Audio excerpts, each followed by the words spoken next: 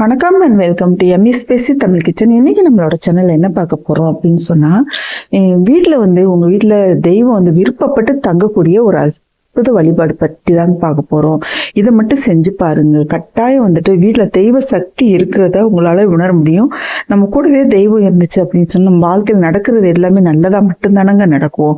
அது என்ன அப்படின்னு சொல்லிட்டு பார்க்கலாம். வாங்க வீடியோக்குள்ள போகலாம். அதுக்கு முன்னாடி ஒரு சின்ன விஷயம், இந்த வீடியோக்கு நீங்க பண்ணக்கூடிய ஒவ்வொரு லைக் தான் எனக்கு பண்ணக்கூடிய ஒரே ஆதரவு சப்போர்ட். ஸோ இந்த வீடியோ பிடிச்சிருச்சுன்னா லைக் பண்ணி சப்ஸ்கிரைப் பண்ணிக்கோங்க.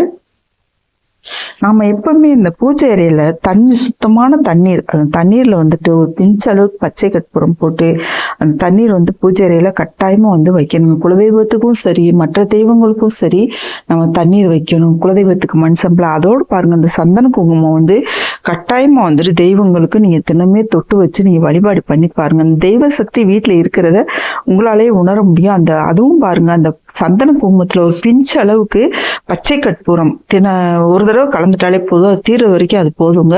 அந்த சந்தன குங்குமம் அதுல இருக்கிற வரைக்குமே அந்த பச்சை கற்பூரம் போதும். அதனால கலக்கி விட்டு அதை நீங்க தெய்வத்துக்கு தொட்டு வச்சு வீட்டுல இருக்கிற சாமி போட்டோளுக்கு சிலைகளை கழுவிட்டு தொட்டு வச்சு நீங்க வழிபாடு பண்ணி பாருங்க. தெய்வ சக்தி நிரந்தரமா வீட்லயே தங்குங்க.